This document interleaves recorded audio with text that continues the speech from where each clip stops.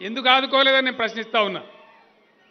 ఇట్లా నేను చెప్పానంటే సుమారు 411 పథకాలు జీవితంలో కని విని ఊహించలే. ఇలా హైయెస్ట్ జీతాలు తీసుకునే అంగన్వాడీ కార్యకర్తలు మొత్తం ఇండియాలో ఒక్క తెలంగాణ రాష్ట్రంలో ఉన్నారు. హైయెస్ట్ జీతాలు తీసుకునేటువంటి ఆశా వర్కర్లు మొత్తం ఇండియాలో భారతదేశంలో ఒక్క తెలంగాణలో ఉన్నారు. కడుపు నిండా అన్నం తినే కాంట్రాక్ట్ ఉద్యోగులు ఒక్క తెలంగాణలోనే ఉన్నారు. హైయెస్ట్ జీతాలు పొందే హోం గార్డులు ఒక్క తెలంగాణలోనే ఉన్నారు.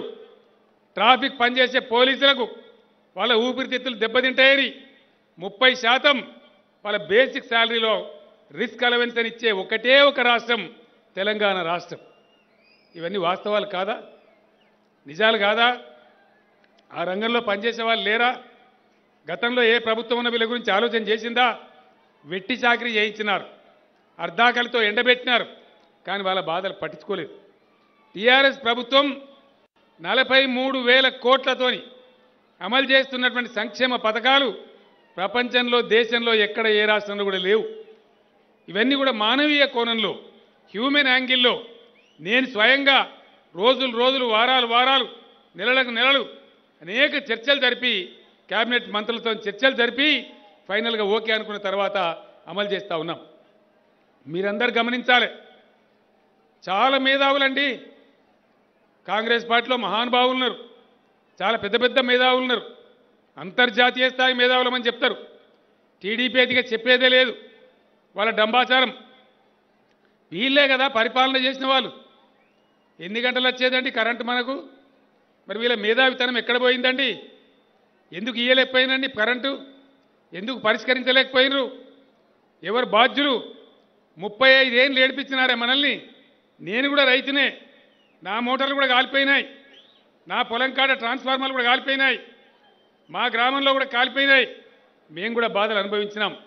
మరి టీడీపీ మేధావులు కాంగ్రెస్ ఘనా పార్టీలు ఎక్కడ పండుకున్నారండి? మంచెక్కి పండుకున్నారా?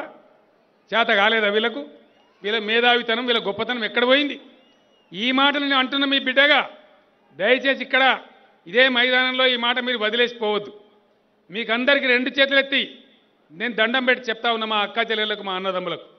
ఎస్, మీరు పోయిన తర్వాత మీ ఊర్లో, మీరుండే బస్తీలో, మీరుండే వాడలో, మీరుండే పేటలో ఖచ్చితంగా ఈ విషయాలు మీరు చర్చకు పెట్టాలి. నేను చెప్పేది అబద్ధమైతే మాకు డిపాజిట్ రాకుండా ఓడగొట్టండి. నేను చెప్పేది నిజమే అయితే అవతల వాళ్ళకి డిపాజిట్ రాకుండా బుద్ధి చెప్పండి అని చెప్పి నేను మనవి చేస్తా ఉన్నా. ప్రజలు ఓట్లు వేసేది వాస్తవాల పునాదుల మీద ఉండాలి. కులం పునాదుల మీద కాదు, మతం పునాదుల మీద కాదు. ఏ కులం ఎవరికి అన్నం పెట్టిందండి? ఏ మతం ఎవరికి అన్నం పెట్టింది? ఎవరిని కాపాడింది?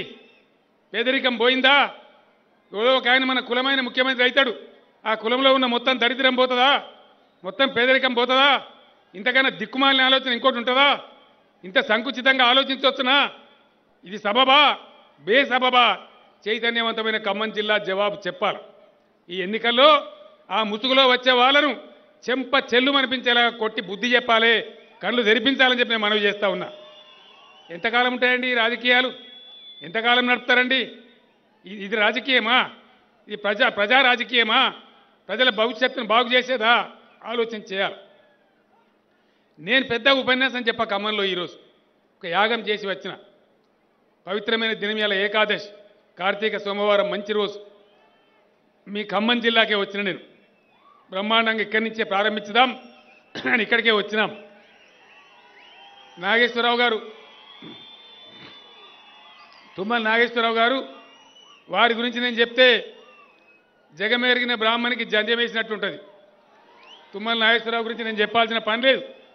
నాకు ఆప్తమిత్రుడు కాబట్టి నేను గొప్పోడనే చెప్తా, కానీ ఆయన గొప్పతనం ఏందో మీకు తెలుసు. ఇదే టీడీపీ, ఇదే కాంగ్రెస్ నాగేశ్వరరావు గారికి సంస్కారం